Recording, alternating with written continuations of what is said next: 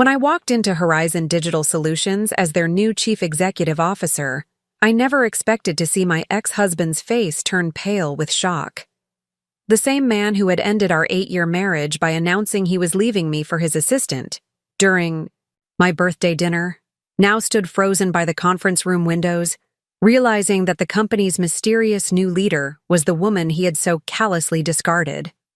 Before we jump back in, tell us where you're tuning in from, and if this story touches you, make sure you're subscribed, because tomorrow, I've saved something extra special for you.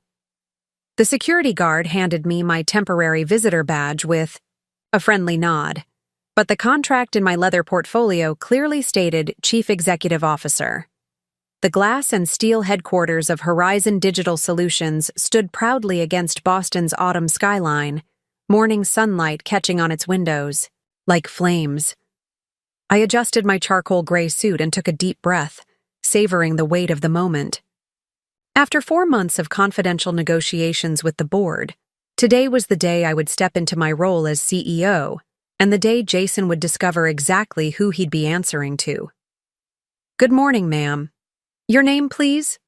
The receptionist at the main desk smiled professionally.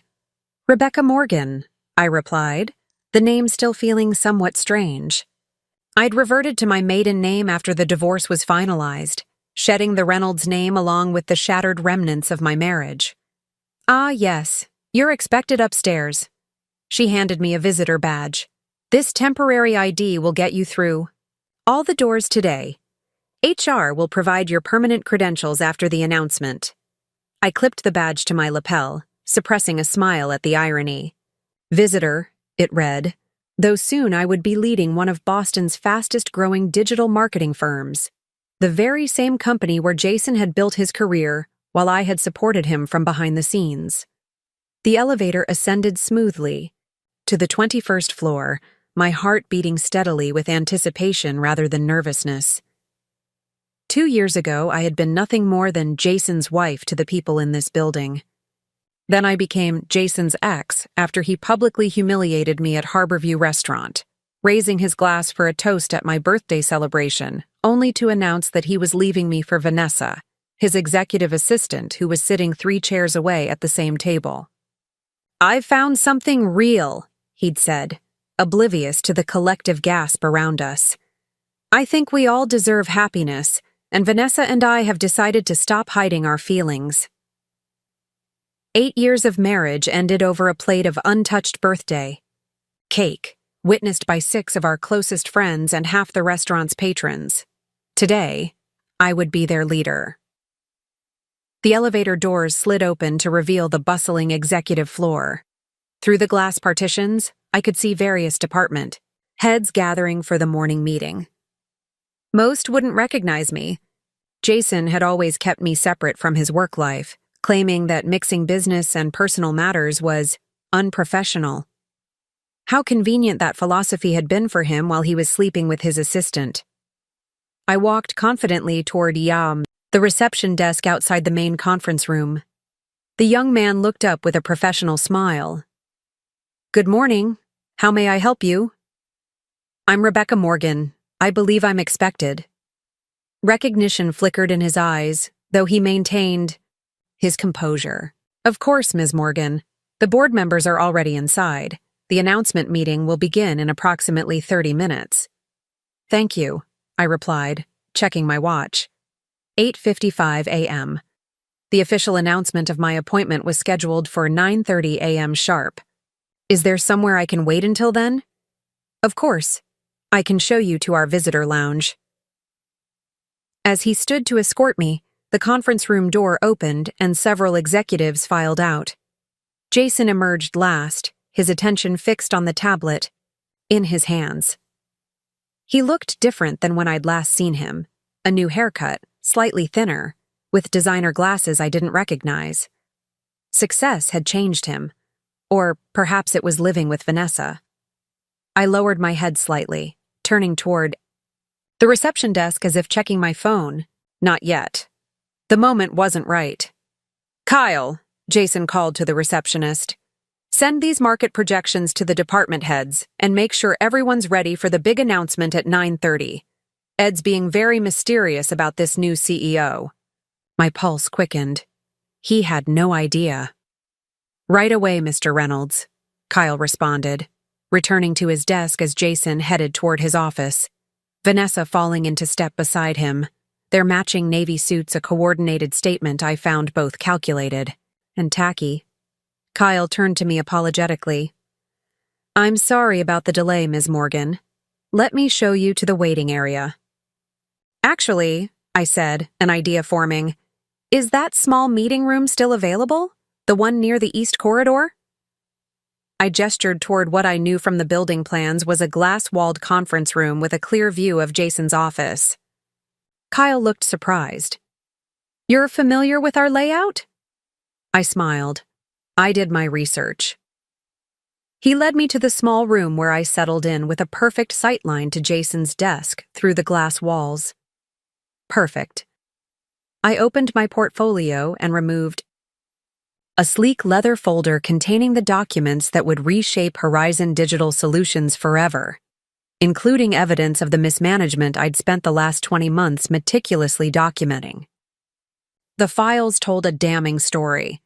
Systematically poached clients from partner agencies, misappropriated creative concepts from rejected job applicants, and toxic leadership practices that had resulted in 42% staff turnover in key departments, all of it bearing Jason's signature or approval. The board had been stunned when I presented my findings during our confidential meetings, leading directly to their unanimous decision to bring me in to clean house. While Jason had been busy building his new life with Vanessa, I had been strategically rebuilding mine, earning my MBA, and establishing a reputation for turning around struggling marketing agencies.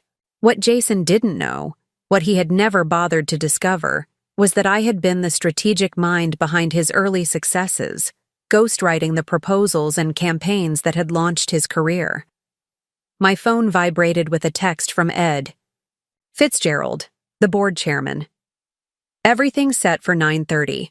The summit is prepared. Are you ready? I smiled, remembering Ed's expression when I'd first presented my evidence.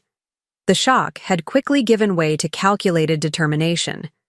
Horizon's reputation would take a hit when the irregularities eventually came to light, but with proper management and transparency, they could weather the storm. They needed someone with intimate knowledge of the situation but untainted by the scandal, someone with marketing expertise and a personal commitment to setting things right. They needed me. I texted back, ready and positioned. Through the glass, I watched Jason moving about his office, commanding attention on a video call, gesturing emphatically as Vanessa took notes beside him. Same expensive watch, same authoritative stance, same dismissive wave when a junior staff member tried to interrupt with what was likely important information. The next 25 minutes passed with excruciating slowness. Executives and managers began filtering into the main conference room, the summit, as they called it, on the top floor. I noticed several board members arriving, their expressions carefully neutral as they passed my temporary space. Some nodded subtly in my direction, a silent acknowledgement of what was to come. At 9:25 a.m., my phone buzzed again. Ed, we're ready for you. The summit, 22nd floor. I gathered my materials, took a deep breath, and straightened my suit jacket. The moment 2 years in the making had arrived. As I approached the conference room, I could see Jason through the glass walls, sitting confidently near the head of the table, one seat removed from the central position, the CEO's chair. Vanessa sat beside him, their heads bent together over a shared document, the diamond on her left hand catching the light. The ring that had once been promised as an anniversary gift to me now adorned the finger of the woman he'd left me for. Ed met me at the door, his expression professional, but his eyes revealing satisfaction at what was about to unfold. Ms. Morgan, welcome to Horizon Digital Solutions. The room fell silent as heads turned toward me. Jason continued reviewing documents with Vanessa for a moment before registering the change in atmosphere. He looked up, his sentence trailing off mid-word as our eyes met for the first time in nearly 2 years. Confusion clouded his features first, recognition without comprehension. What was his ex-wife doing here? Then the pieces began to connect. As he noticed my position beside Ed, the board chairman's hand respectfully at my elbow, the deferential posture of other board members.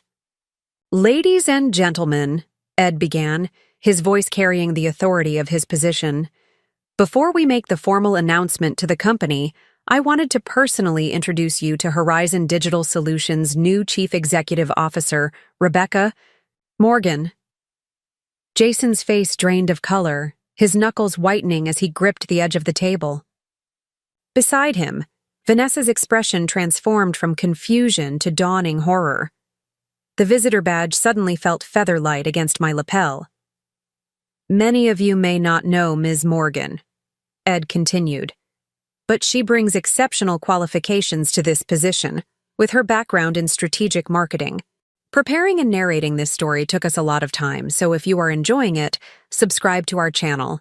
It means a lot to us. Now back to the story. Her recent MBA with honors from Wharton, and her impressive track record turning around Apex Creative and Blueprint Media. The board voted unanimously to bring her leadership to our company during this critical transition period. I stepped forward, placing my portfolio on the table as all eyes followed my movements. My voice, when I spoke, was steady and clear, the voice of someone who had transformed pain into purpose. "Thank you, Chairman Fitzgerald.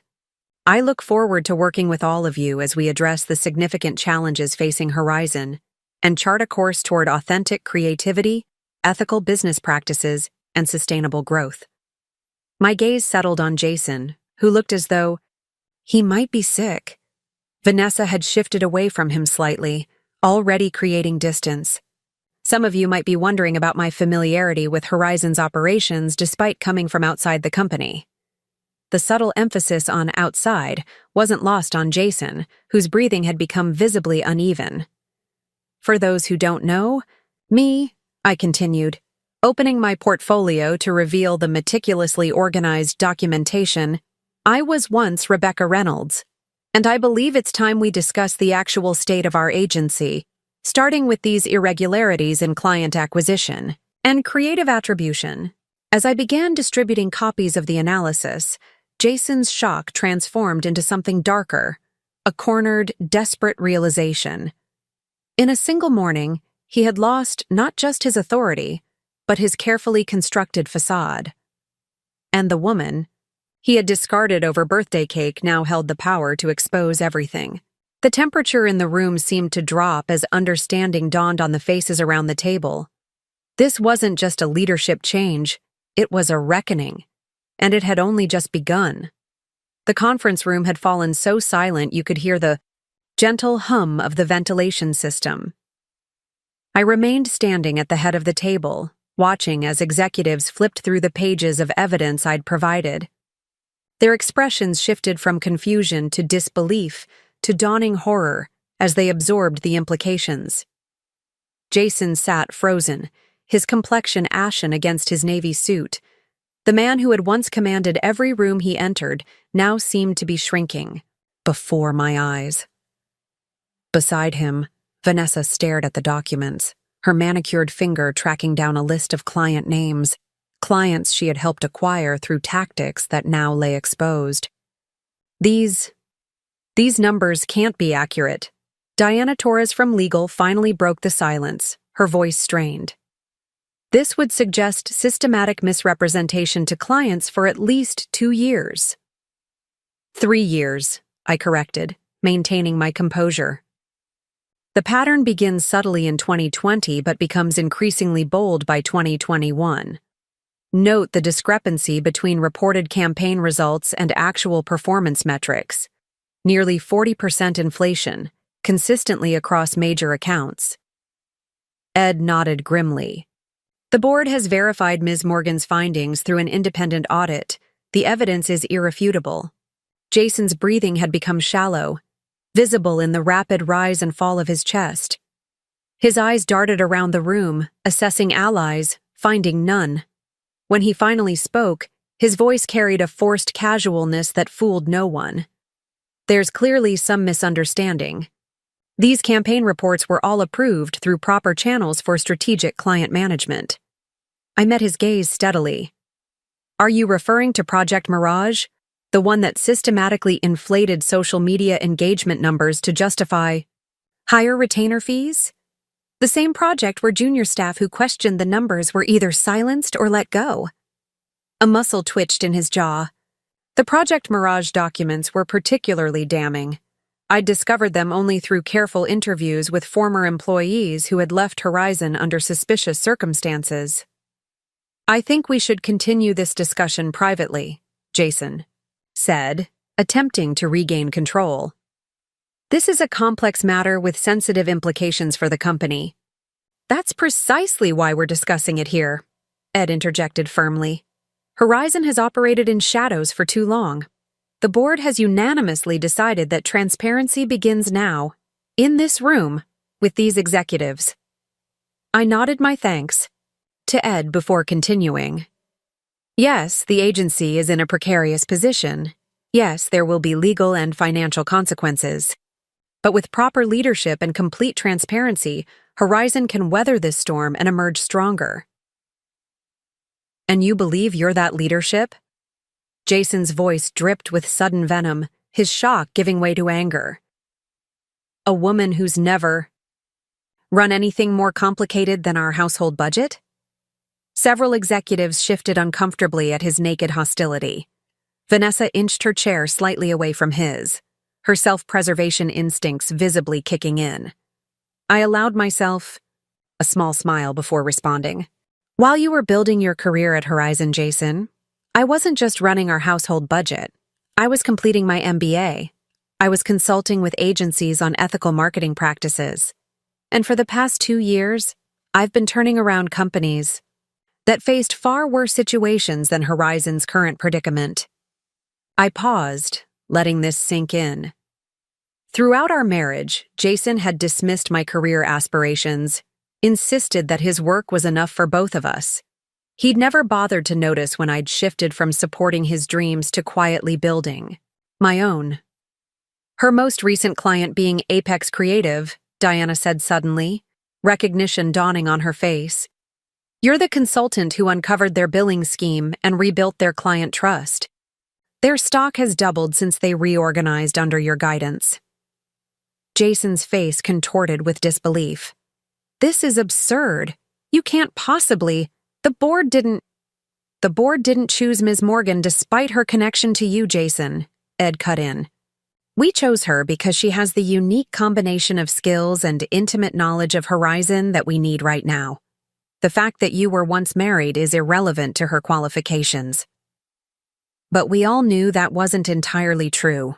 My personal history with Jason had given me insights no outside consultant could have acquired, access to conversations, patterns, and details that had ultimately led me to unravel his professional deception.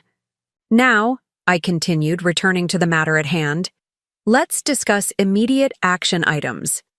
First, we need to prepare for controlled disclosure to affected clients. Second, we need to secure all campaign data to prevent any unfortunate deletions. My eyes flicked meaningfully to Jason. And third, we need to restructure the executive team, effective immediately. Jason stood abruptly, his chair scraping against the polished floor. This is a witch hunt. You have no right. I have every right, I replied calmly. As of 8. Agam. This morning, I am the Chief Executive Officer of Horizon Digital Solutions, appointed by unanimous board decision. Your position as Chief Marketing Officer now reports directly to me. The stunned silence that followed was broken only by the soft ping of an incoming email on multiple devices around the table. The official company-wide announcement of my appointment, precisely timed to arrive at 9:45 a.m. Jason's phone remained conspicuously silent. I'd instructed IT to delay his notification by 15 minutes, A small, perhaps petty victory, but satisfying nonetheless. "This meeting will continue in 30 minutes, I announced, gathering my materials. "I suggest you all take some time to review the documentation thoroughly. Jason, I'll need to see you in my office immediately." "Your office?" he repeated, voice hollow. "Yes," I replied, gesturing toward the large corner office with sweeping city views. "Your office, or rather until approximately 10 minutes ago." As executives filed out, murmuring urgently among themselves, Jason remained rooted in place, his world visibly crumbling around him. Vanessa hesitated, clearly torn between staying with him and distancing herself from what was clearly a sinking ship. "You should join the others, Ms. Clark," I said to her, my voice neutral. "Your position will be discussed separately." When only Ed remained with us in the conference room, Jason's composure finally shattered. "You manipulative!" he hissed, leaning across the table. "You engineered this whole thing for revenge." Ed stepped forward, but I raised my hand slightly, stopping his intervention.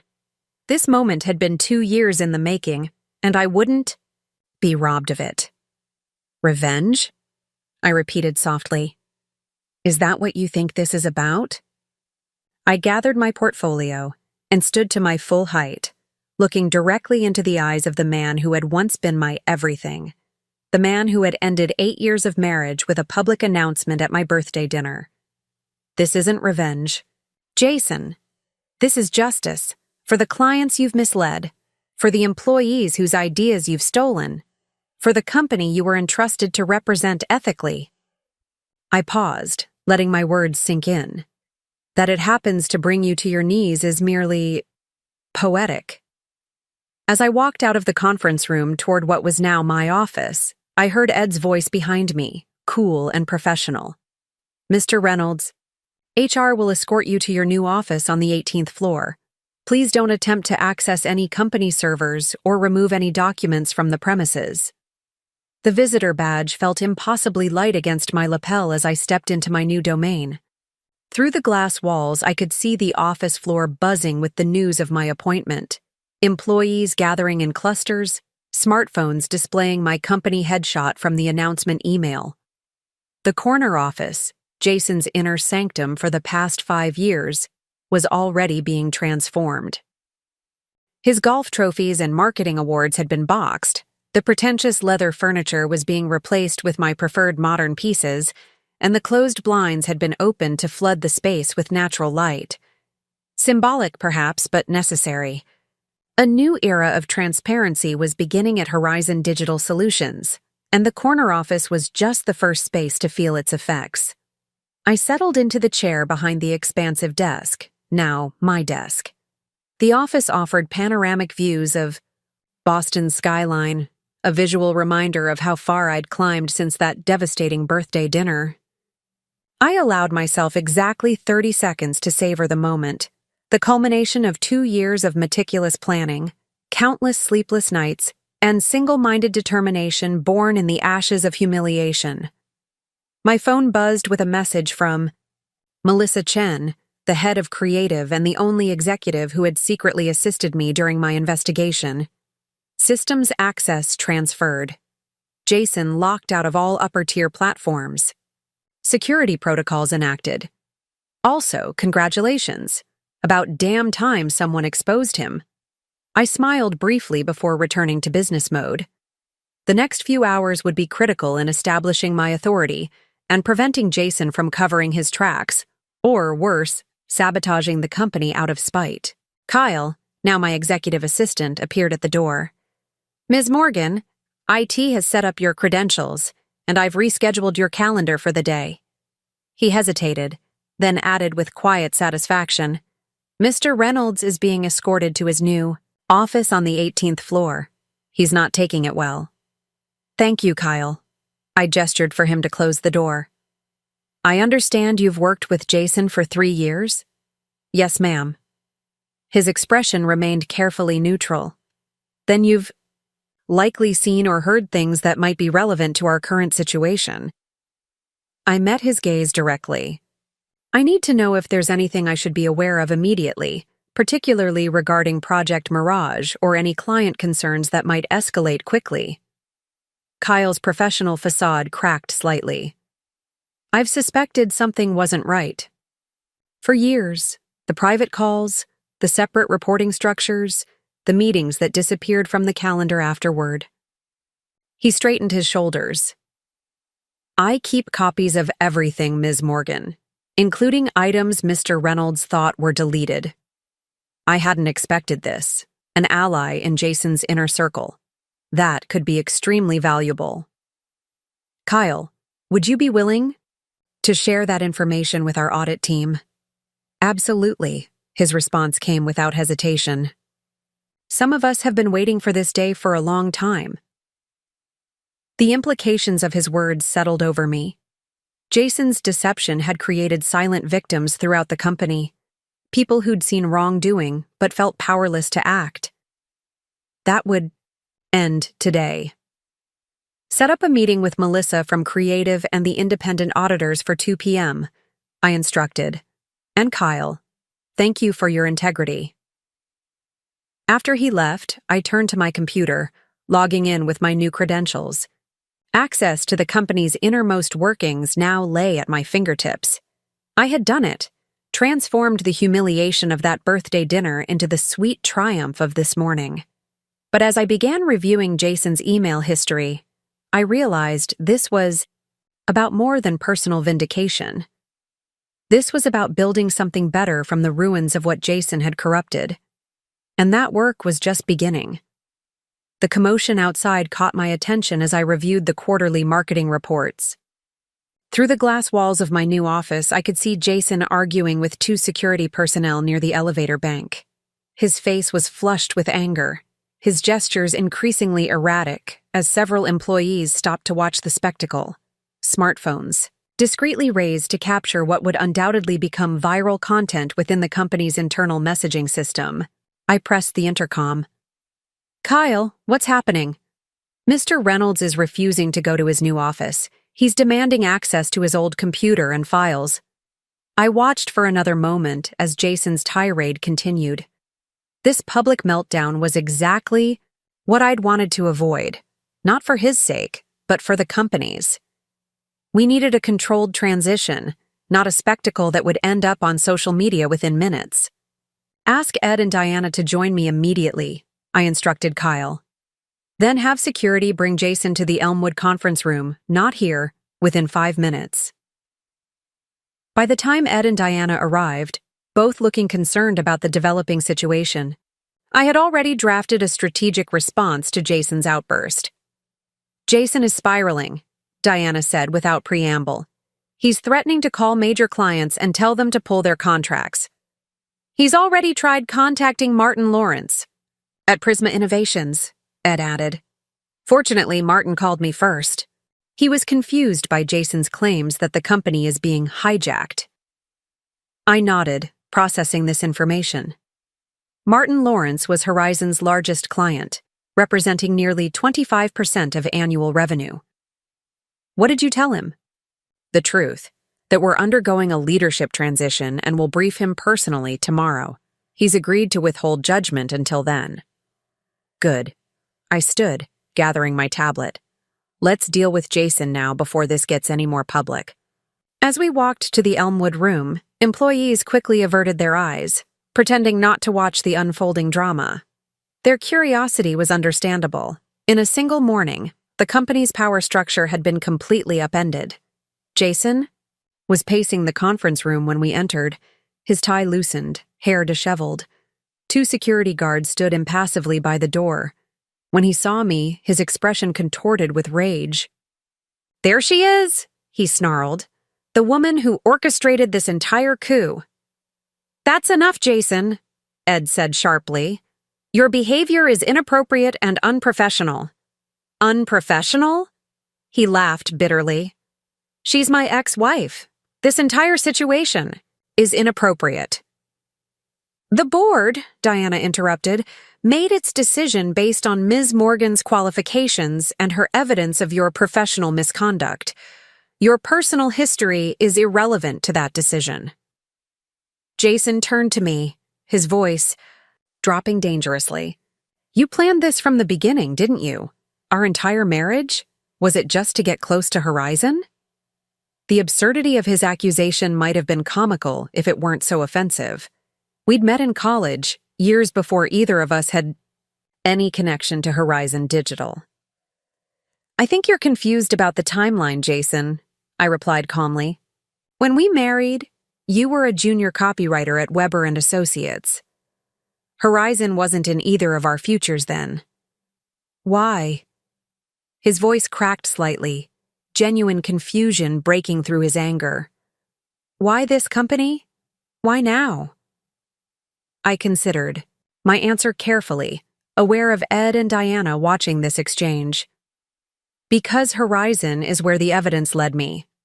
The client misrepresentations, the stolen creative concepts, the toxic management culture, all of it pointed here. That you happened to be at the center of it was coincidental. A partial truth. While my investigation had indeed been based on evidence of professional misconduct, I'd started looking at Horizon specifically because of Jason. 3 months after our divorce, while still rebuilding my life, I'd noticed discrepancies in Horizon's public case studies, patterns similar to ethical breaches I'd studied during my MBA program. Curiosity had become suspicion, and suspicion had evolved into the most thorough investigation of my career. You have 2 options, Jason, I continued. You can accept a position as senior marketing strategist with appropriate oversight, or you can resign effective immediately. Either way, you will cooperate fully with the client audit and ethical review. And if I refuse, he challenged, stepping closer, then the board will terminate you for cause, and the evidence of professional misconduct will be included in your employment record. Additionally, the full file will be turned over to the American Marketing Association's Ethics Committee for review. The color drained from his face as the implications sank in. You're threatening me with professional excommunication?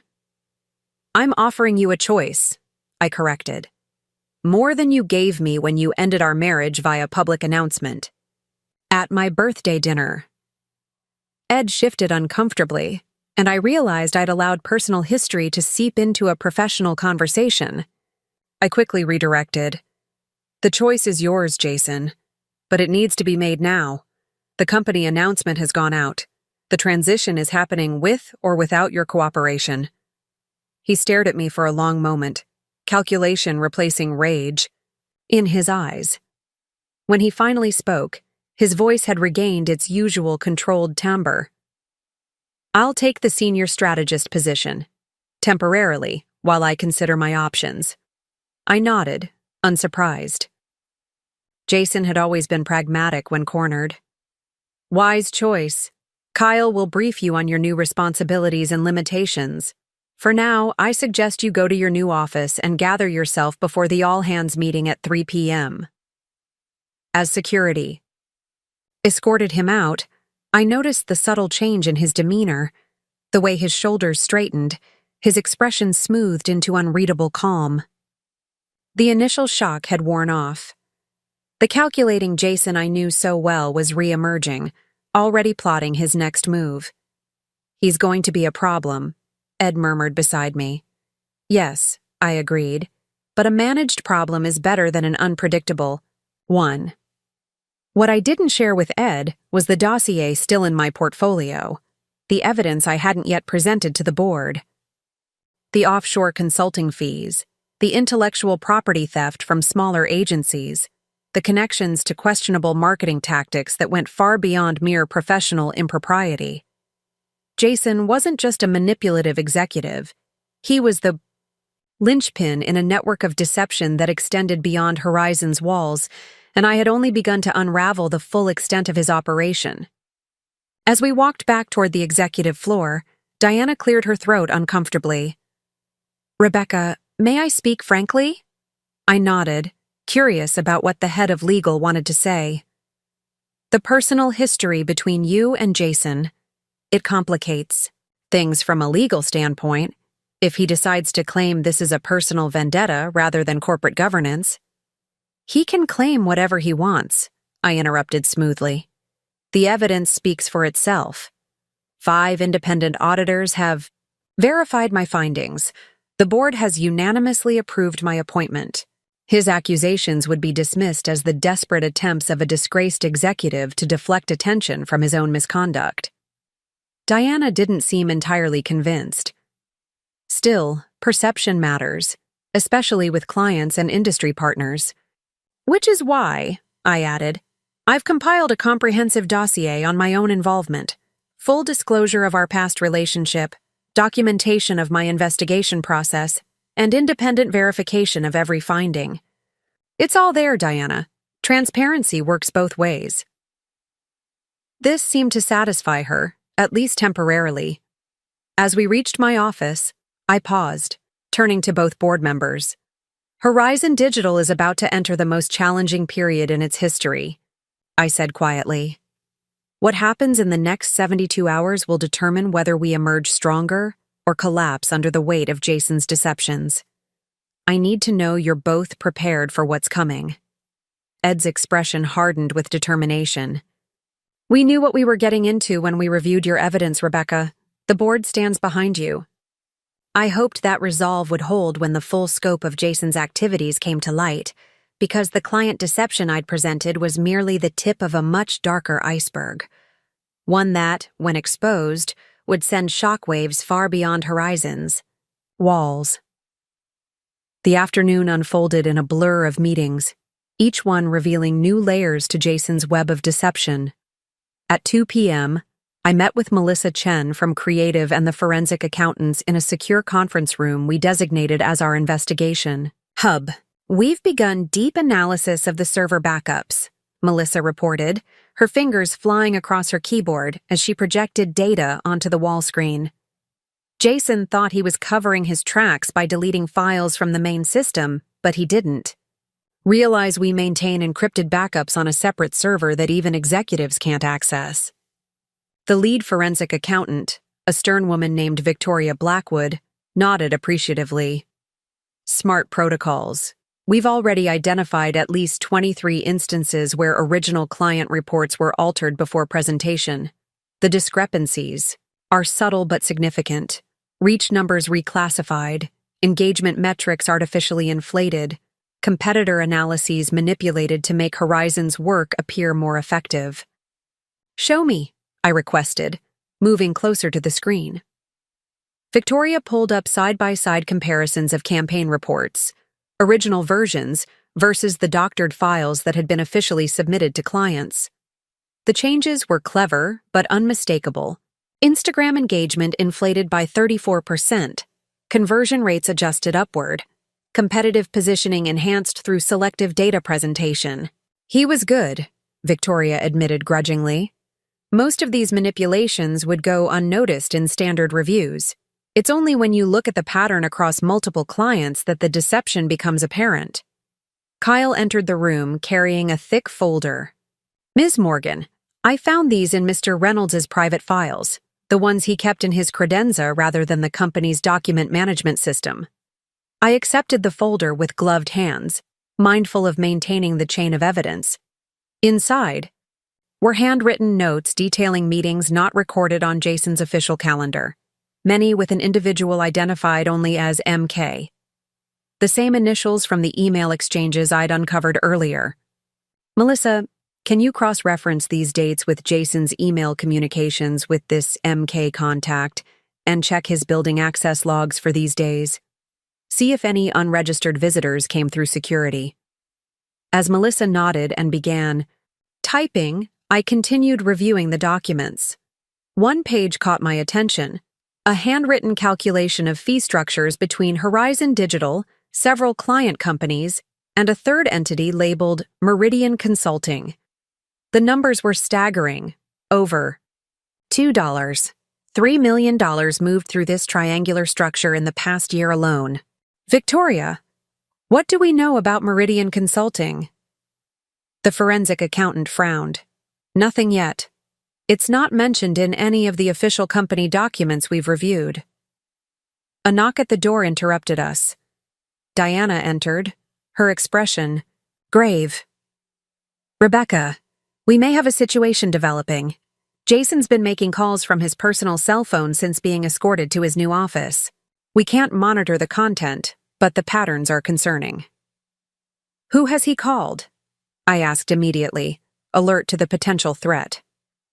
Several numbers were still identifying, but two stand out: Martin Lawrence at Prisma Innovations and someone at the private number for the Boston Business Journal's investigative team. I processed this information quickly. He was trying to control the narrative, either by pressuring our largest client or by leaking a story that framed this transition as a personal vendetta. "Exactly," Diana confirmed. "And there's more. Security? Reports he's scheduled a visitor for 4:30 p.m. today, a lawyer from Winters & Jacobson. They specialize in executive disputes and wrongful termination cases." The pieces clicked into place. Jason was positioning himself as a victim, a dedicated executive being unfairly targeted by his vindictive ex-wife. It was clever. I had to acknowledge that.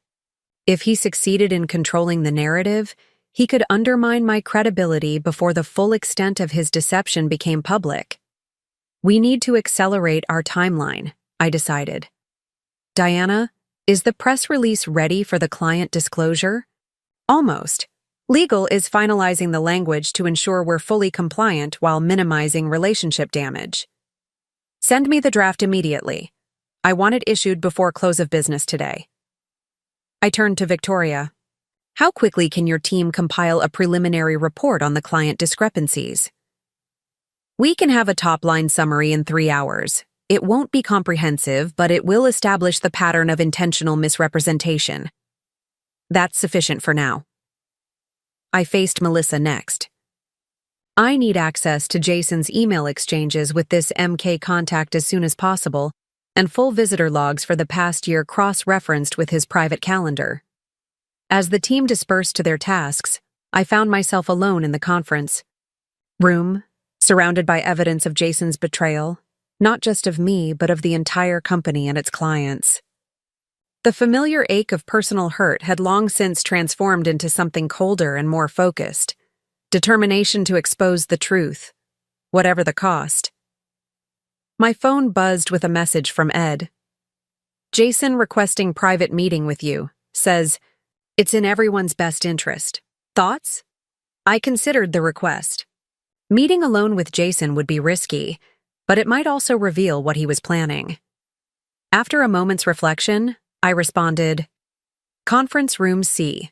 Security outside the door. 15 minutes only."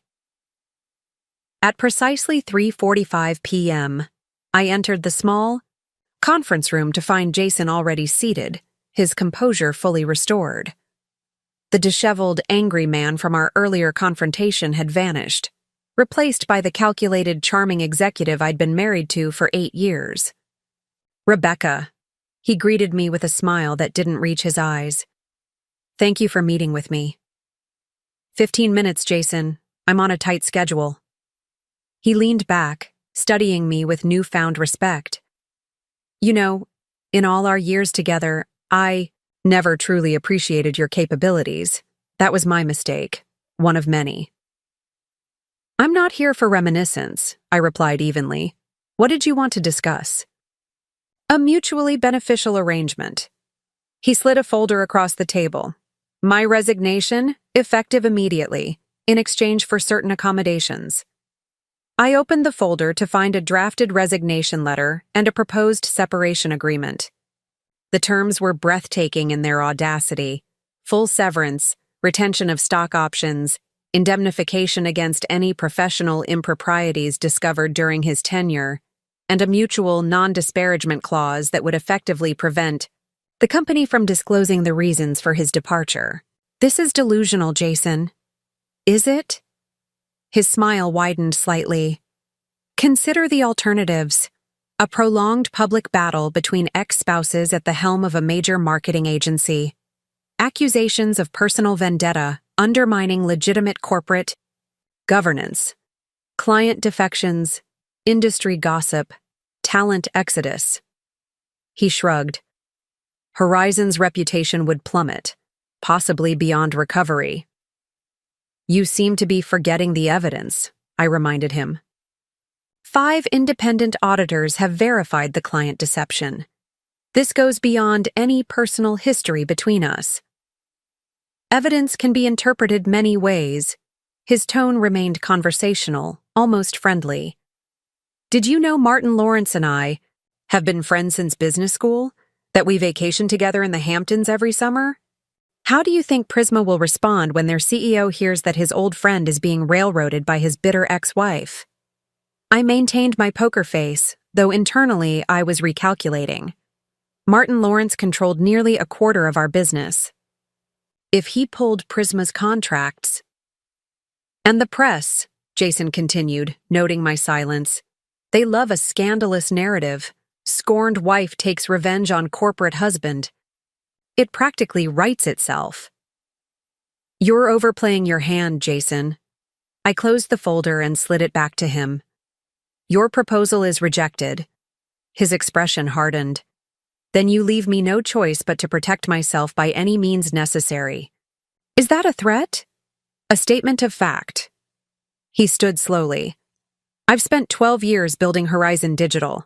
I won't watch you destroy it over a personal grudge. This isn't about our divorce, Jason.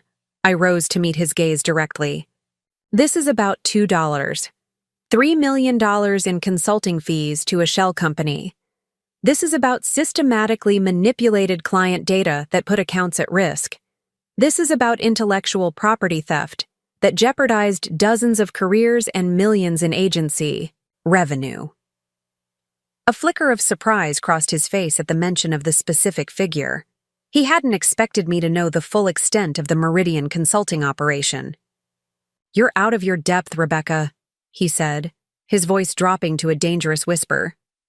You have no idea what you're interfering with or who else is involved. Some things are bigger than agency politics, or even your quest for personal justice. The implied threat hung in the air between us.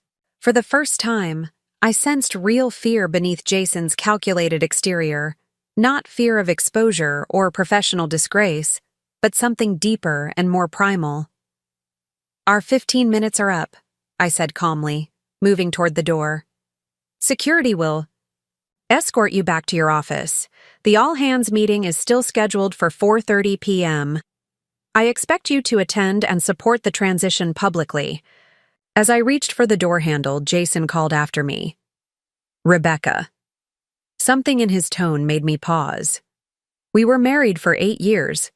I know you think I never loved you, but you're wrong. What I did, the announcement, the way I ended things, it wasn't about you. I was trying to protect you. I turned back, searching his face for any sign of manipulation or deception. Instead, I found an uncharacteristic vulnerability, almost pleading. Protect me from what, Jason? He seemed to wage an internal battle before responding. From the consequences of knowing too much, some questions shouldn't be asked. Some stones shouldn't be turned. He ran a hand through his hair, a gesture of genuine distress I'd rarely seen from him. Walk away from this investigation, Rebecca. Take the CEO position. Implement your corporate reforms. But close the inquiry into Meridian Consulting, for your own safety. The sincerity in his warning sent a chill through me. This wasn't the calculated threat of a cornered executive. This was genuine fear for my well-being. Who is MK? Jason? The color drained from his face. How do you... He caught himself. It doesn't matter. Just know that these people operate on a different level. They don't issue warnings or make threats. They simply solve problems. Are you saying your client deception is connected to something criminal? Possibly violent? He moved closer, lowering his voice despite the privacy of the room. I'm saying you need to be very careful about what you reveal at today's all-hands meeting. Stick to the leadership transition. Leave Meridian alone, if, not for your sake, then for the safety of everyone in this building. With that cryptic warning, He straightened his tie and walked past me out of the conference room, nodding politely to the security officers stationed outside. I remained rooted, in place, my mind racing to process this new information. Jason's warning seemed genuine, which opened a disturbing possibility. The client deception I'd uncovered might be merely a symptom of something far more dangerous, something that had prompted Jason to abruptly sever all ties with me 2 years ago, even at the cost of public humiliation. As I made my way back to the executive floor, I found Melissa waiting outside my office, her expression troubled. "I found something about MK," she said without preamble. "You need to see this immediately." The familiar tightness of anxiety gripped my chest as I followed her inside, shutting the door firmly behind us. Whatever Jason was involved in, I was about to discover just how deep the deception ran, and perhaps why my husband of 8 years had suddenly decided I was a liability he couldn't afford to keep. "MK is Marcus Kingston," Melissa explained as she closed my office door behind us. She placed her laptop on my desk and pulled up a series of documents. "He's officially listed as a strategy consultant to several agencies, including Horizon, but there's almost no public footprint beyond that." I studied the screen, trying to place the name. Should I know him? Probably not. He operates almost entirely in the shadows. Melissa's fingers flew across the keyboard, pulling up more files. What's concerning is his client list and the pattern of what happens to agencies after he gets involved. She displayed a chart showing the trajectories of various marketing firms. Each of these companies hired Kingston as a consultant. Within 12 to 18 months, each experienced a major restructuring event: acquisition, merger, or bankruptcy. In every case, the original executive leadership was completely replaced. "Corporate raider?" I suggested. "That was my first thought, but it's more complex." She pulled up another screen, this one showing news headlines. "These are ethical scandals connected to agencies in Kingston's portfolio, plagiarism accusations, client data misuse, toxic workplace exposés." I leaned closer, noting the dates. These all occurred during or immediately after his consultation periods. Exactly. And here's where it gets interesting. She opened a new folder containing surveillance photos. These were taken at various industry events over the past 3 years. I've highlighted Kingston in each one. The images showed a tall, distinguished-looking man with silver hair and penetrating eyes. In every photo, he was engaged in conversation with various executives, including, I felt my breath catch, Jason. They appeared to be on familiar terms, sharing drinks at an industry award gala in one image, leaning close in conversation at a marketing conference in another. "When was the earliest contact between them?" I asked. Melissa scrolled to a photo dated 2 years and 3 months ago. "This is the first documented meeting I could find. Note the date." I did, and felt a chill run through me. 3 weeks before Jason had ended our marriage with that public announcement at my birthday dinner. "There's more," Melissa continued. I cross-referenced the dates of Kingston's meetings with Jason against our internal records. Each meeting was followed by a significant decision regarding Horizon's client practices, more aggressive performance, metrics, changes in reporting methodologies, shifts in creative attribution protocols. The implications were becoming clear and far more disturbing than mere client deception. "He's not just a corporate raider," I murmured. "He's something worse." Melissa nodded grimly. "I think so." I dug into the aftermath of agencies connected to Kingston. There are patterns of creative professionals unable to find work after raising ethical concerns, whistleblowers discredited through carefully orchestrated social media campaigns, career-ending, accusations of plagiarism. I sat heavily in my chair, processing this information. Jason's warning suddenly took on new meaning, not about his noble intentions or Kingston's shadowy conspiracy, but about broader culpability within Horizon's leadership. "Have you shared this with anyone else?" I asked Melissa. "No," Given the sensitivity, I thought you should see it first. Good instinct. Keep this between us for now. I checked the time. 4:15 p.m. The all-hands meeting would begin in 15 minutes. Continue your investigation, but use a secure terminal not connected to our main network. And Melissa. Be careful. Document everything, but store it offline. After she left, I sat alone in my office, staring at the Boston skyline as I recalibrated my understanding of what I'd stumbled into. This wasn't just about exposing Jason's client deception or even reclaiming my professional dignity. I was potentially uncovering a predatory operation that endangered careers and involved people who, in Jason's words, solved problems. My phone buzzed with a reminder for the all-hands meeting. I gathered my notes, my mind racing with new questions. How much should I reveal to the company today? How could I protect the investigation and my team while still moving forward? As I headed toward the main presentation hall where hundreds of employees were gathering, Ed fell into step beside me. "You look like you've seen a ghost," he observed quietly. "Something like that." I hesitated, then decided he needed to know at least part of the truth.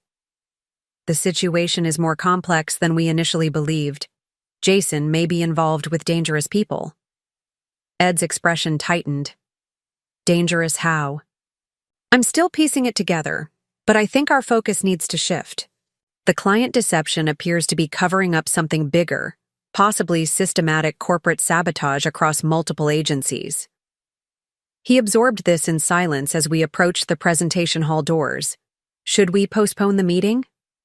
"No, but I'm modifying my remarks.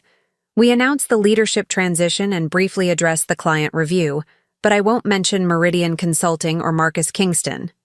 Ed nodded, understanding the gravity of my decision. "I'll support whatever you think is best." The presentation hall fell silent as we entered, hundreds of employees watching with a mixture of curiosity and apprehension. Jason was already seated, in the front row, his expression unreadable. I noticed he had positioned himself next to Martin Lawrence from Prisma Innovations, a power play designed to demonstrate his continued relevance and connections.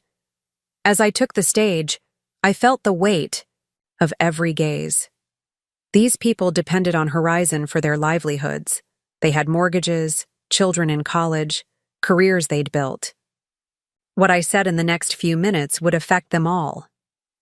"Good afternoon," I began, my voice calm and measured despite the turmoil inside. "For those who haven't seen the announcement, my name is Rebecca Morgan, and as of this morning, I am the new Chief Executive Officer of Horizon Digital Solutions." A murmur ran through the crowd, a mixture of surprise, confusion, and speculation. I waited for it to subside before continuing. "This transition comes at a critical moment for our agency. The board has identified significant challenges in our client reporting and creative attribution practices that require immediate attention. A full audit is underway, and we are committed to complete transparency with our clients and partners." I caught Jason's eye, noting the slight relaxation in his posture as I avoided mentioning Meridian Consulting. He thought I was heeding his warning. "In the coming weeks, you'll see changes designed to strengthen our ethical foundation and ensure our continued success. Some of these changes may be disruptive in the short term, but they are essential for our long-term stability and growth." I addressed the elephant in the room directly. "You may have heard rumors about the nature of this transition. Let me be clear, this is not about personalities or past relationships. It is about professional responsibility and ethical leadership."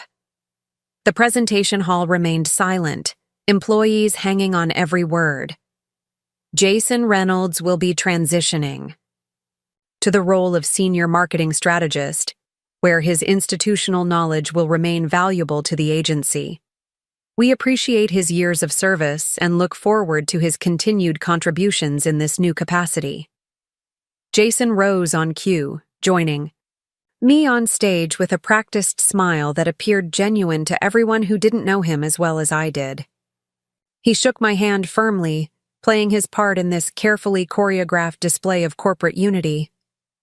"Thank you, Rebecca," he said, addressing the audience. "Change is always challenging, but often necessary.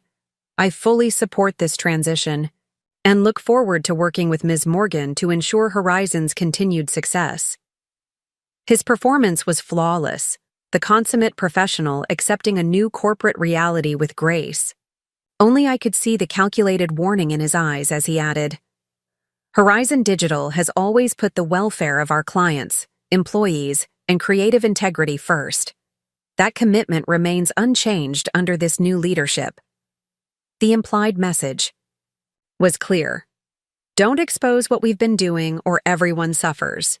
As Jason returned to his seat, I concluded the formal portion of the meeting and opened the floor for questions.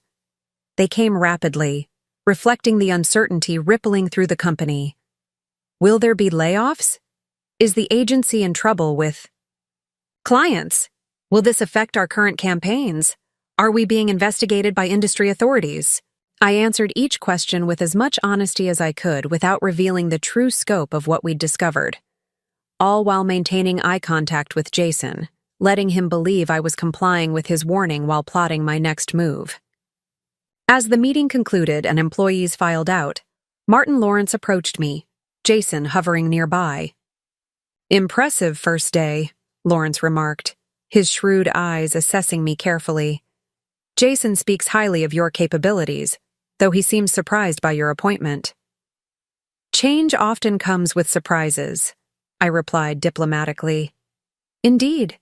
Lawrence glanced between Jason and me, clearly sensing the undercurrents. "I look forward to our meeting tomorrow to discuss Prisma's ongoing relationship with Horizon. I assume our special arrangements will continue uninterrupted?"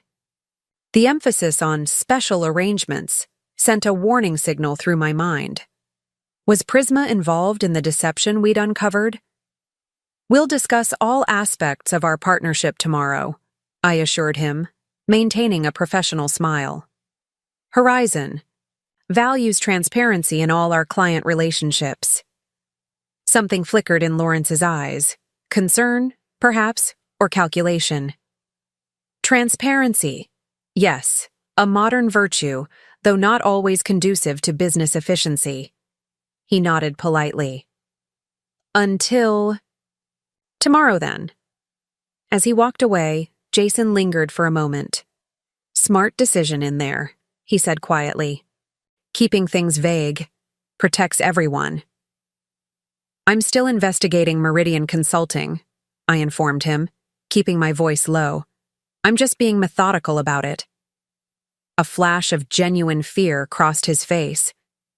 "Rebecca, please. You don't understand what you're dealing with." "Then help me understand, Jason.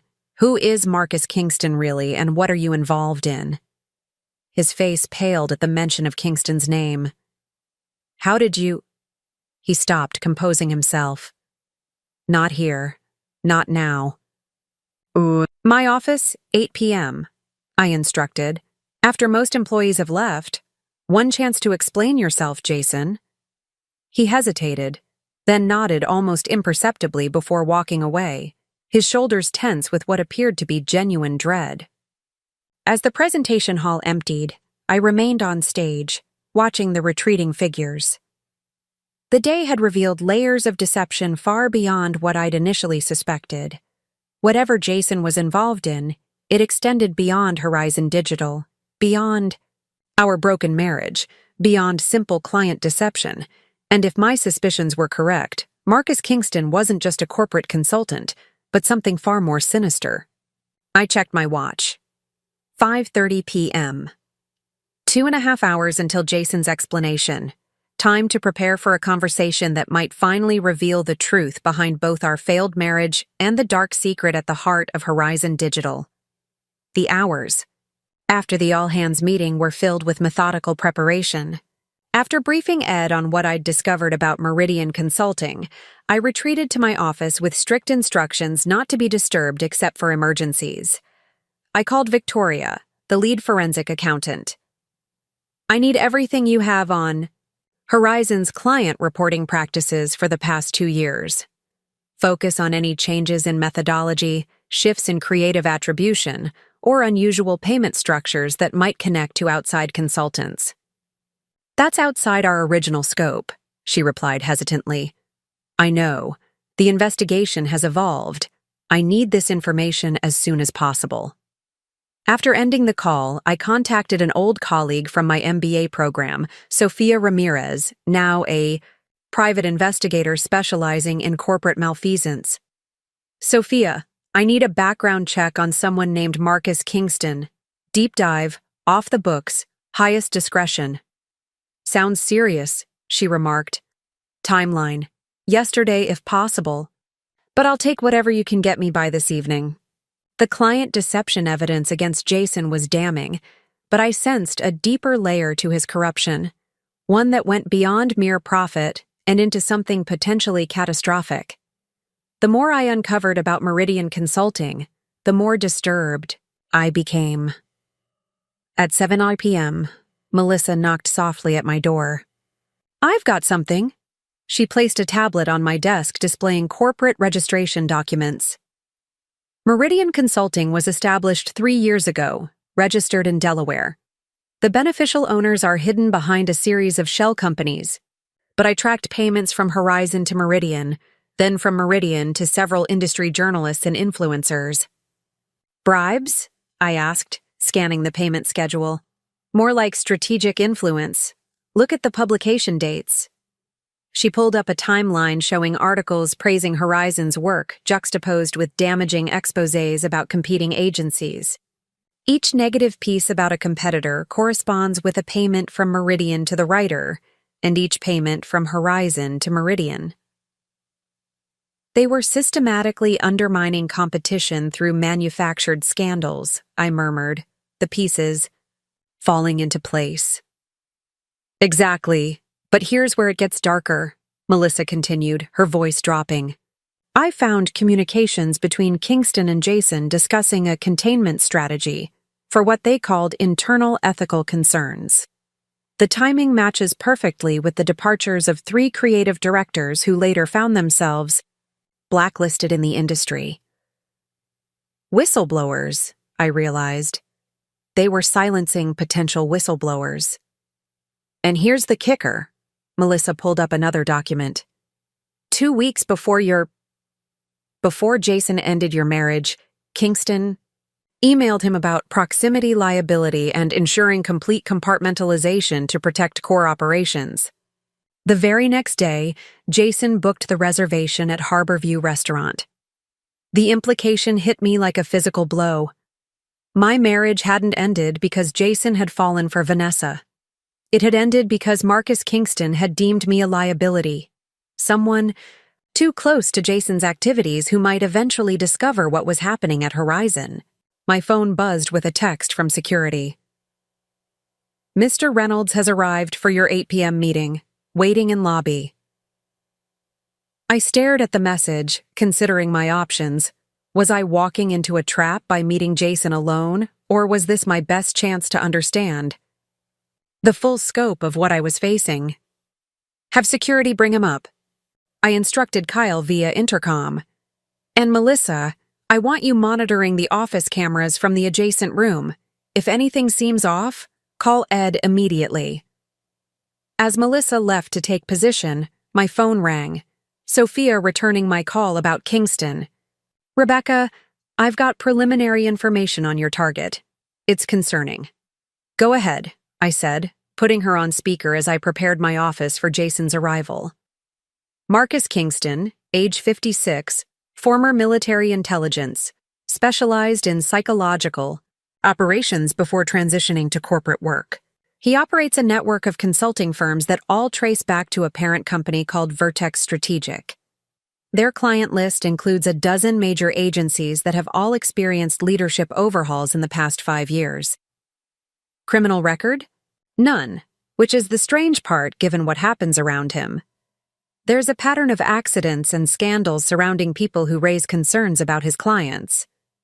Nothing directly tied to him, but the statistical correlation is troubling. Such as? A creative director at Weber and Brown suffered a hit-and-run accident the day before presenting evidence of ethical breaches to their board. A financial officer at Crowley Partners had her reputation destroyed by fabricated plagiarism accusations when she questioned accounting practices. A journalist investigating client reporting discrepancies at Taylor Media found himself facing sudden drug charges that were later dismissed, but not before his career was ruined. The pattern was chillingly familiar, especially the plagiarism accusations. A familiar tactic, apparently. One more thing, Sophia added. Kingston's organization maintains close relationships with 3 major clients that repeatedly appear across their agency portfolio: Prisma Innovations, NextCore Technologies, and Black Harbor Financial. Prisma, Martin Lawrence's company. The connection was now explicit. "Send me everything you have," I said. "And, Sophia, be careful with this information." As I ended the call, Kyle's voice came through the intercom. "Mr. Reynolds is on his way up, Ms. Morgan." I closed all sensitive files on my computer and composed myself. Whatever game Jason was playing, whether his warnings contained any truth or were purely self-serving, I would be prepared. Jason entered my office looking distinctly different from the confident executive of this morning, or even the desperate man from the afternoon confrontation. He was subdued, his movements careful, his eyes constantly scanning the room. "Thank you for meeting me," he said, remaining standing even when I gestured toward a chair. "Your 15 minutes starts now." "Jason, explain Meridian Consulting and your relationship with Marcus Kingston." If he was surprised by my direct approach, he didn't show it. Instead, he pulled out his phone, pressed several buttons, then placed it on my desk. "Signal jammer," he explained. "Kingston's people are sophisticated. We need to be careful." The paranoid gesture might have seemed theatrical if it weren't for the genuine tension evident in every line of his body. "Meridian was originally legitimate," he began, finally taking a seat. "Kingston approached Horizon 3 years ago offering specialized services in competitive intelligence and strategic positioning. His credentials were impeccable, his client list impressive. The board approved the consulting arrangement. And when did it cross into unethical territory? Gradually. At first, it was just aggressive client reporting, emphasizing wins, contextualizing losses.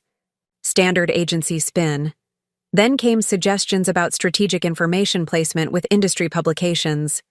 It seemed like sophisticated PR until I realized the information was being manipulated. "You realized, or you orchestrated?" I challenged. "Both," he admitted, surprising me with his candor. "I was complicit, Rebecca. I won't deny that. But when I questioned certain tactics, Kingston made it clear that Horizon was now locked into a partnership with consequences for withdrawal." "What kind of consequences?" "The kind that would destroy the agency and everyone in it. He had documentation of everything, carefully crafted to implicate Horizon leadership while insulating himself and his organization. And he had Prisma." "Martin Lawrence," I said, the connection cementing. "Martin and Kingston have been partners for years. They target agencies with strategic value, infiltrate with consulting services, compromise their ethics, then effectively control their operations while maintaining plausible deniability. 12 agencies in the past 5 years. "And our marriage?" I asked, the question that had been burning in me since seeing Melissa's timeline. Was ending it really about Vanessa? Or was it about Kingston? Jason's eyes met mine directly, for the first time since entering the office. "Both, but not in the way you think. I was genuinely involved with Vanessa. That wasn't fabricated. But the timing and method, that was Kingston. He identified you as a potential risk." "A risk? I was completely uninvolved in Horizon." "That's exactly what made you dangerous. You weren't compromised. You had access to me, to my thoughts, to my occasional doubts. Kingston operates by ensuring everyone is complicit. You were an unknown variable. So he ordered you to end our marriage? The coldness of it was almost incomprehensible. He strongly suggested creating distance between us, particularly as the Prisma relationship deepened. The public breakup, at your birthday, that specific cruelty, was my own weakness. I thought a clean, dramatic break would be easier. Easier for whom, Jason? The old pain surfaced briefly before I pushed it aside. Never mind. That's not what matters. Now, what matters is that Kingston and Lawrence are still operating, and now I'm CEO of an agency they consider their territory. Jason leaned forward, his voice dropping. Which is why you're in immediate danger. They won't allow you to disrupt their operation. The client audit, the ethical review, these threaten everything they've built. Why are you telling me this now? Why warn me after everything you've done? He hesitated, seeming to struggle with his answer. Because despite everything, I never wanted you physically harmed. And because I'm trapped. Everyone at the executive level is compromised in some way. Financial incentives, career threats, actual blackmail in some cases. You're the only person with the authority and the independence to end this. I studied him carefully, looking for the manipulation beneath the apparent sincerity. This could easily be another ploy, casting himself as the reluctant participant rather than the driving, or positioning us as allies against a common enemy. Even if I believe you, what exactly do you expect me to do? If Kingston is as dangerous as you claim, with connections to Prisma and other agencies, going public would be suicide. Not going public, Jason reached into his jacket and removed a small drive. This contains encrypted files documenting Kingston's entire operation, the payment structures, the compromised journalists, the fabricated scandals, everything. I've been collecting it for months as insurance. I made no move to take it. Why haven't you used it yourself? Because Kingston has equal evidence against me, mutually assured destruction. But you have credibility he can't easily destroy, authority he doesn't control, and most importantly, no history he can leverage against you. Except our marriage and this supposed vendetta. Which is why you need to move quickly before he can establish that narrative. I finally took the drive, though I had no intention of trusting its contents without independent verification. Even if everything you've said is true, Jason, it doesn't erase what you did. To me, to this agency, to the people whose careers were destroyed. I know, he said simply. I'm not asking for forgiveness or redemption. Just use the information to stop Kingston before he does to someone else what he did to us. As he stood to leave, a final question occurred to me. Vanessa, does she know about all this? A complicated expression crossed his face. She knows enough to be useful to Kingston, not enough to be a threat. Our relationship is real, but it's also monitored. The implication was both sad and chilling. Jason had traded one prison for another, from a marriage he betrayed to a relationship he couldn't escape. As security escorted him from the building, I sat alone with the drive in my hand, weighing my options. If Jason was telling the truth, I had stumbled into something far more dangerous than client deception or personal betrayal. If he was lying, this drive could contain malware designed to compromise Horizon further or frame me for additional misconduct. I called Melissa into my office. I need this analyzed on an air-gapped system. I handed her the drive. No connection to our network, maximum security protocols. And I want increased security for all executive team members, particularly you and Kyle. You believe him? She asked, surprised. I believe the threat is real, whether or not Jason's version of events is complete. Kingston's connection to Prisma and the pattern of agency takeovers is documented. We proceed assuming hostile intent. After she left, I contacted Ed, briefing him on the new developments without mentioning the drive. Trust had to be carefully managed until I knew exactly who within Horizon was compromised. As night fell over Boston, I found myself standing at the office windows, looking out at the city lights while formulating a strategy. The revenge I had meticulously planned had evolved into something far more significant than personal vindication. Whatever Kingston's operation involved, it had left a trail of damaged agencies and ruined careers in its wake. Stopping it would require more than exposing Jason. It would mean dismantling an entire network of corporate manipulation. My phone buzzed with a text from an unknown number. Smart meeting with Jason. Exploring options shows flexibility. Perhaps we should discuss Horizon's future direction. MK. The message confirmed two things. Kingston was watching, and my office was indeed monitored. The game was escalating more quickly than I had anticipated. I didn't respond to the text. Instead, I called Kyle. Cancel my meeting with Martin Lawrence tomorrow. Cite an emergency board session. And Kyle, use your personal phone for any sensitive communications going forward. I believe our systems may be compromised. The next morning dawned clear and cold, matching my resolve. I arrived at Horizon headquarters at 6 a.m., long before most employees, and met Melissa in the secure room we had established for our investigation. The drive checks out, she reported. No malware or trackers. The content is exactly what Jason described. Comprehensive documentation of Kingston's operation across multiple agencies. The level of detail is disturbing. Show me. For the next hour, we reviewed the evidence Jason had compiled. It painted a damning picture. Kingston's organization systematically infiltrated agencies, compromised their reporting practices, leveraged their client relationships for blackmail and control, and eliminated anyone who raised concerns. The operation extended beyond marketing into financial services, providing Prisma and other clients with market manipulation capabilities through controlled narrative management. This isn't just unethical, I said finally. It's potentially criminal. Market manipulation, blackmail, possibly even responsibility for physical attacks on whistleblowers. What's our next move?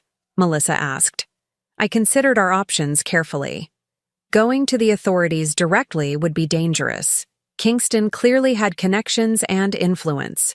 Taking the information public risked exposure before we had adequate protection. The board couldn't be fully trusted until we determined who was compromised. We need leverage and protection simultaneously, I decided. First, secure offline backups of all this evidence in multiple locations. Second, prepare a complete briefing for the 3 board members we're confident aren't compromised. Third, contact these former executives from other agencies who were forced out. They may provide additional corroboration and safety in numbers. And Kingston? He's already reaching out to you. Let him think I'm considering cooperation. We need time to build our case and our protection. The next 72 hours unfolded in a careful dance of preparation and misdirection. While maintaining normal operations at Horizon, we quietly built a coalition of former Kingston victims, documented the full extent of the corruption, and prepared both legal and public responses. I met with key clients, excluding Prisma, to establish direct relationships independent of the compromised systems Kingston had established. On the morning of my 4th day as CEO, Ed convened an emergency board meeting with only the 5 members we had verified as untainted.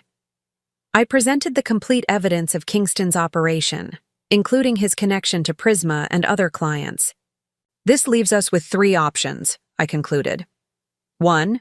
We cooperate with Kingston and become willing participants in his scheme. 2. We attempt to extricate ourselves quietly, which history suggests will result in manufactured scandals and possibly worse. Or 3. We move decisively to expose the entire operation with the protection of numbers and public attention. The board's decision was unanimous. By noon, I had implemented the first phase of our counteroffensive. Simultaneous statements. From executives at 4 different agencies detailing Kingston's methods, coordinated legal filings in 3 states, and a comprehensive data package delivered to federal investigators and select journalists known for their integrity.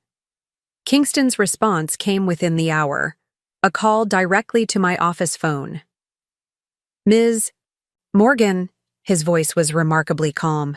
"I'm disappointed by your choice of direction. Jason assured me you were pragmatic." "I am pragmatic, Mr. Kingston. I simply calculate long-term costs differently than you do. You've made a serious error in judgment. The consequences will extend far beyond your career." That sounds remarkably like a threat. "Merely an observation. What you've started cannot be easily contained.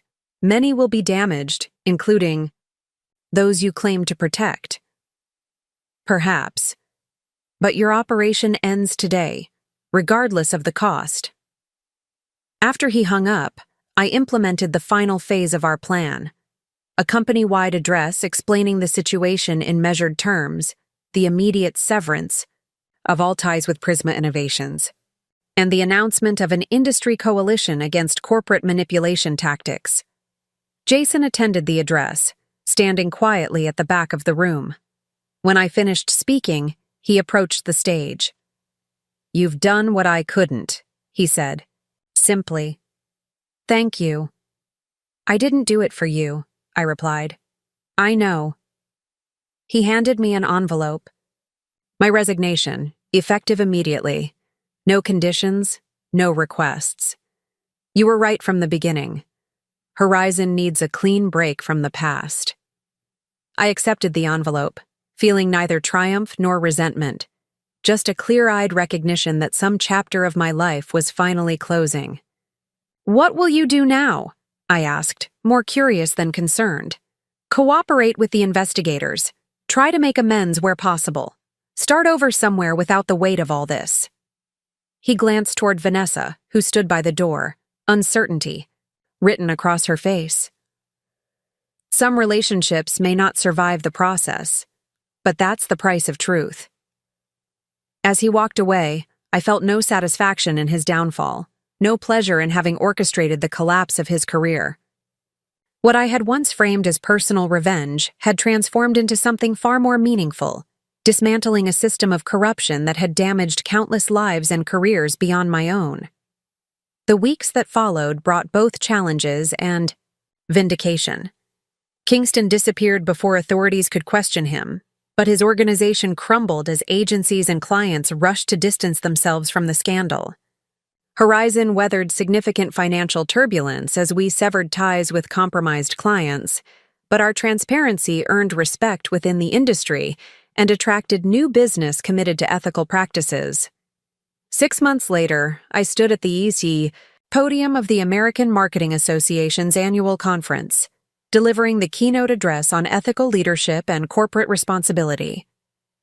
The journey from that humiliating birthday dinner to this moment of professional recognition had been neither straight nor simple, but it had transformed me in ways I never anticipated. "True success isn't measured by what we achieve for ourselves," I told the audience of industry leaders. "It's measured by the systems we build, the values we uphold, and the people we empower along the way." As I concluded my speech to enthusiastic applause, I caught sight of a familiar face in the audience, Jason, looking somewhat older and more subdued, seated beside a woman I didn't recognize.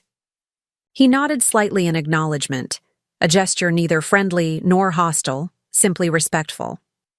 I returned the nod before turning to accept congratulations from colleagues. The anger that had once fueled my determination had long since burned away, replaced by something more sustainable, a commitment to building something better than what had been broken. That evening, as I stood on the hotel balcony overlooking the city lights, my phone buzzed with a news alert. Former Prisma CEO Martin Lawrence indicted on market manipulation charges. Another domino falling in the aftermath of Kingston's exposed network. I closed the notification, set my phone aside, and took a moment to simply breathe. The revenge I had once plotted had evolved into something far more significant than personal vindication. In dismantling Kingston's operation, I hadn't just reclaimed my own dignity, but had helped restore integrity to an entire industry.